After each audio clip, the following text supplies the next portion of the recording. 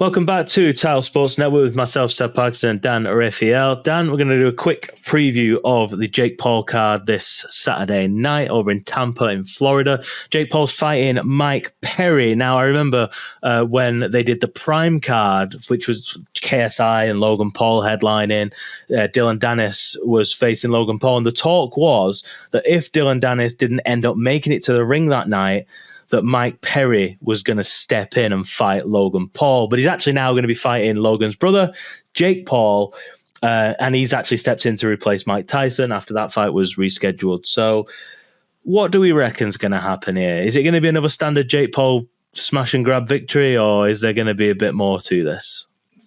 Well, if you're the promoters and you're on Mike Perry's side, you're hoping that it's the latter. But if you're taking a look at it objectively, it feels like it's another knockout win for Jake, and perhaps early. Now, Mike Perry is an interesting character from the standpoint he's got a lot of experience in MMA, but currently he's known and popular because he fights in BKFC, Bare Knuckle Fighting Championship, where he's a big star and a popular fighter among that particular sport. It doesn't necessarily translate to boxing. Now, Jake Paul obviously is still, in my view, a novice fighter, but he's starting to rack up the experience. He's got rounds now. He's staying in training camps. He's doing his thing. And I can appreciate the fact that when the Tyson fight was postponed because of Mike's medical problem, and they're not going to fight again, until November, that Jake wanted to stay active. So I guess, what do you say? He traded in one Mike for the other. They made this fight.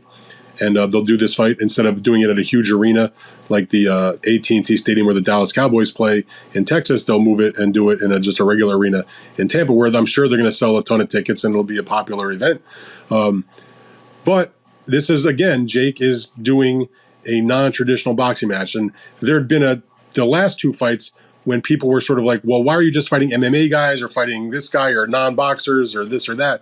And he did fight like lesser experienced official, actual boxers, guys that had similar records, who had amateur backgrounds, and he blasted them out easily. And he said to me in a recent interview, I kind of got bored of that. I mean, the fans weren't that into it. I wasn't that into it.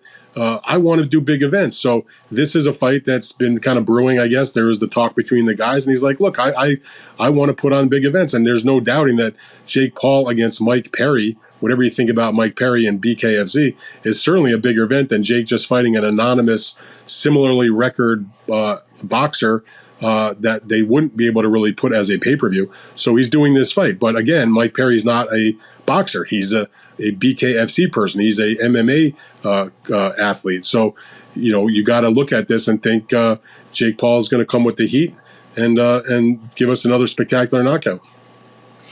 Yeah, if we just look down the card, we've got Julio Cesar Chavez Jr. in there against Uriah Hall. How do you see that one going? I mean, Chavez Jr. is 53 for 6, and this Uriah Hall. Well, that's another one of those wacky. Like Uriah Hall is an MMA fighter, and Chavez is a totally shot boxer. Chavez is coming off of a huge layoff. He was supposed to be on the Mike Tyson, Jake Paul undercard, but he's now staying on this. They just switched to a different opponent. He was supposed to fight Darren Till. Now he's fighting the new opponent. I think it's only a 6-rounder, sort of like, let's see what Chavez has left. If anything, he's obviously fighting way over where he was at his best in terms of the weight. I believe this fight is a cruiserweight fight. He was at his best, believe it or not, at 160 pounds. Has not fared well at all since he fought in fights that were at 168 and above. He's had a long layoff. He's had a substance abuse problem. He's got a lot of issues. So I don't wish anything bad on Chavez Jr., but I can't say that I'm super pumped up for this particular fight.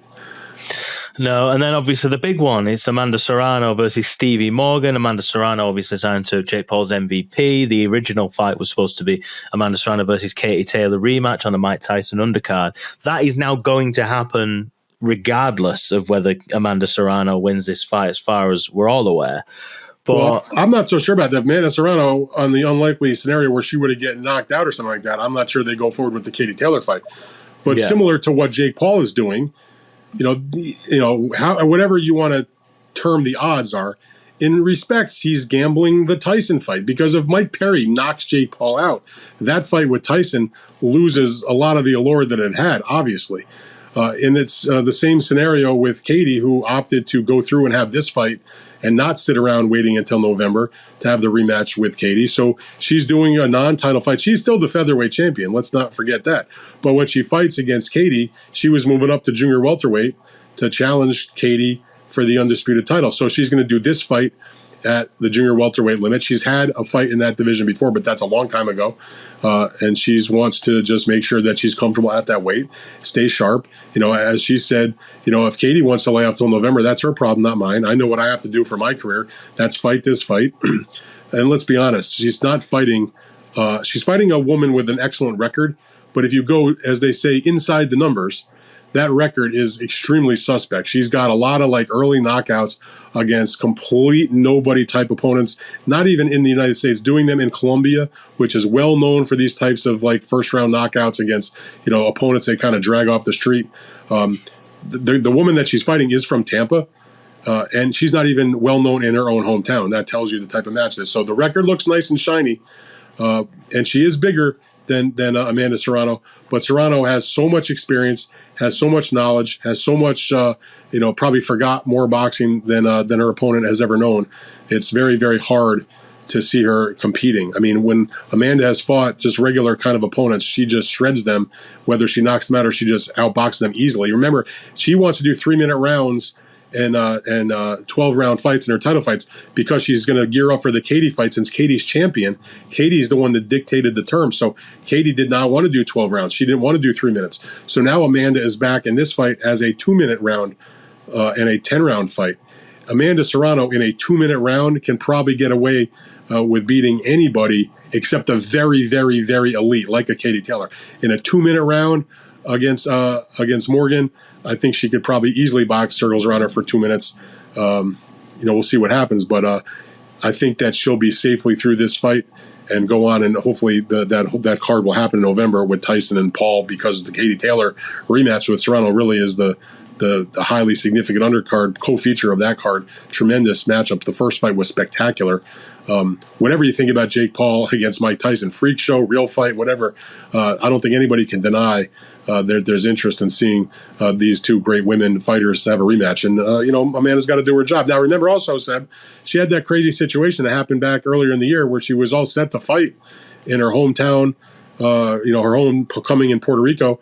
And on the day of the fight, because of a situation where she got a hair chemical in her eye and had a cornea injury, that in the dressing room they did not permit her to go forward. They medically disqualified her from the fight. So literally Jake Paul fought on the undercard, got his win, and then after the fight, instead of having the main event come out, they had to announce that the main event had been canceled. So she has been off for a little bit. So this is just a chance to get back in the ring, do her thing, get a win, theoretically, move on to the real big one, which is the rematch against Taylor. Katie and Amanda are both winding down their careers. There's not going to be a lot more fights left for either one of these women. And so she wants to make sure she goes and does the end of her career the right way and staying busy and making sure she's in prime condition and no rust going into the rematch is important to Amanda. So that's what she's doing on Saturday. Yeah, and obviously, just going back to Jake Paul, I mean, he's 9-1. He's only lost against Tommy Fury. Since he lost to Tommy Fury, he's fought Nate Diaz, won by unanimous decision. Andre August, first round knockout. Ryan Boland, first round knockout. Mike Perry, personally, I'm looking at it just thinking Jake's just looking really big. He's obviously getting more experience and better as he goes. Now, do you think with the gloves on, Mike Perry would be any sort of challenge, or do you think that Jake Paul's just going to go through in maybe one or two rounds? I've seen some of I can't say I'm super knowledgeable about Mike Perry. I've never seen him in terms of his MMA fights. I have looked at some clips of his performances in terms of the bare knuckle fighting.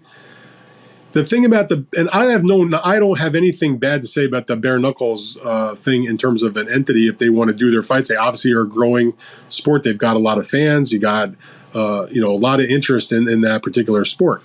And people find certain elements of it exciting, and there's certainly action and knockouts. But in terms of the comparison of those athletes to boxing athletes, there's not a single fighter in BKFC that I'm aware of that would be anything other than like a second-tier journeyman type of fighter in boxing. The reason that they wind up in BKFC, in my humble viewpoint, is because they can't make it as top boxers. Mike Perry can't make it as a top boxer. Now, I'm not saying Jake Paul's a top boxer, but he's giving the effort. He's going in the ring and doing it. Now, you may be critical of him fighting Anderson Silva or Nate Diaz or people like that, but they are very experienced combat athletes. Anderson Silva had professional boxing experience. He had he had beaten Julio Cesar Chavez, for example, before he fought Julio Cesar Chavez Jr. before he fought Jake Paul. So it's hard for me to see Mike Perry competing with Jake in this fight. I'm sorry to say, it's just the way it is. So I do think whether it's the first round, Jake says first round, second round, we'll have to wait and see which one it's going to be. But it's, how long, as my old friend Don King would say, how long? Not long. Well, that's as good a time and good a place to end it, Dan. Thank you very much for joining me. We'll hopefully be back next week to talk some proper boxing. Sorry, Jake Paul. And look ahead to, I think it's Derek Chisora versus Joe Joyce over here next week. Is there anything exciting happening over in the States? Well, I mean, I'm getting excited for August 3rd. I know that's still a couple of weeks away, but that's what my focus is on. There's always fights going on, but that's the one. That's the big. There's so many good fights on that show. I'm excited for that. I'll be in Los Angeles for that show. Looking forward to that. Excellent. Right. Well, we'll hopefully be back next week, and I'll catch you then, Dan. Thanks for joining me.